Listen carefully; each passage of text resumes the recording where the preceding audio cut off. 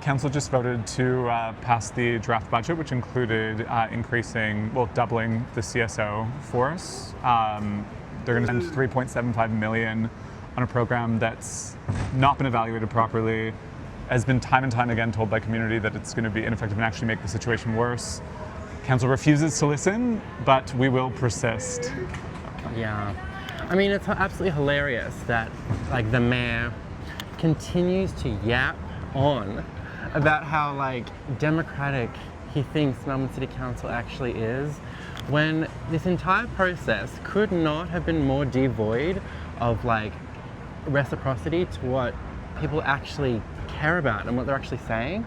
Like, Melbourne City Council have shown at every opportunity that they, like, disrespect doesn't quite do their behaviour like justice. Like, it's way worse than that. They just do not care what people actually think. Yeah, and, like, I just find it the height of irony that, yeah, the mayor continues, he truly believes it too, that, like, Melbourne City Council is this democratic institution when it couldn't be anything further from that. Yeah. Democracy is not about just formal process, it's about people and centering people in that. Listening to people. You can point to a million policies and say, look at what we've done, but if the substantive outcome isn't reflecting what the people are telling you, then that's not democracy. Yeah. And as long as ego remains the centre of the Melbourne City Council, this will never change, honestly. So, hi, I'm Mitch, and this is my husband JJ. We've just found out about this group today. And so we've been homeless since Christmas last year. And we had our situation in Melton. We had all our stuff thrown away into the tip. $4.5 grand worth of stuff taken. And some of it was my husband's mum's sentimental stuff, and people have been saying they can get that back, but they can't. And his dog stuff too, our wedding vows, our wedding outfits that we wore, our pride stuff and everything like that. And so you get fuckwits like this that are in that building right now, so not passing the motion and shit like that. They should be ashamed of themselves and make sure that they should be in our shoes for once and, like, see how they fucking feel. But you know what? It's phase one of many. Yeah, that's right. It's going to get stronger. And it's just like they keep pushing us out. We're not going to give up, and no, we shouldn't. And we've got to stand up. We've got to be right. We've got to be as one now. Like, we've got to hear our voice. We're going to be not banging on doors, but not cause a racket either. But, like, even do our own, like, rally or whatever if we have to. Let us be heard for once. That's right. I mean, those Muppets in there wouldn't know. For shit from clay. Yeah, because they get to go home to a nice warm bed, and people like us are sleeping rough out in the streets in the freezing cold, no fucking bedding, some of them, and these councils are going to come along and take their fucking possessions, the only thing that they've fucking got to survive on. What, give them fucking, council should be helping, not fucking be against this kind of shit. That's what makes me fucking angry. And also,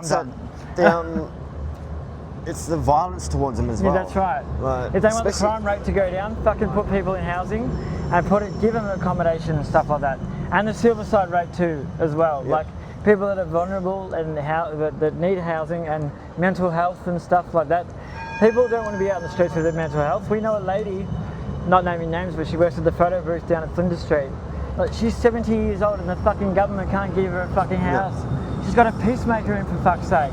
Pacemaker, if that stops, she dies. Peacemaker. Like, it's bullshit. When they come back from clubs drunk and they see homeless people, they don't give them money, they just kick the hell out of them. And they get spat on, and that's how they get nasty, that's it.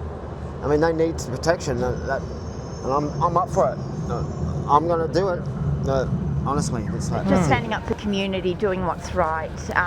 We're here at a vigil to honour people that we've lost. Unfortunately, the system will allow people to die before they get housing, which is so shameful. So tonight we're here remembering, celebrating, but also celebrating their life, and what they meant to us, but also here to stand up against the colony and to fight for what's right. Yeah, but basically we're here to register our protest against the CSO program, against the thousands of lives that are lost, each preventable lives that are lost that could have been prevented losing to suicide, to drug overdose, to disease and infection that could have been addressed if people were housed and had access to services. And I think, it's really important that we show our solidarity with our homeless community.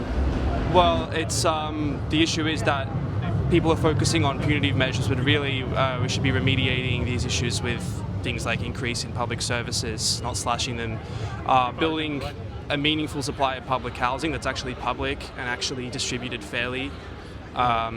Everybody has a right to have a home. Everyone deserves the dignity to have a home and have a roof over their head and a basic means to live a life. And I've been through a lot, and it was really, it was really horrible, some of the shit that I've lived through due to exploitation of not having a place to stay, and I think through mutual aid and just going out to things, making as many friends as possible, and when those friends are struggling, making sure to be there for them.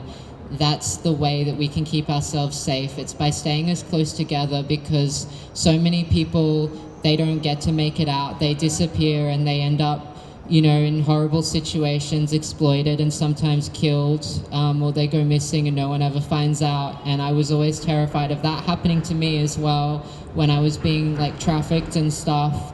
So obviously with what the council's doing, it's really fucked, and we should use every resource we have at our disposal to fight that. But if for whatever reason we can't, we still need to do the work on the ground, and we still need to be there for one another.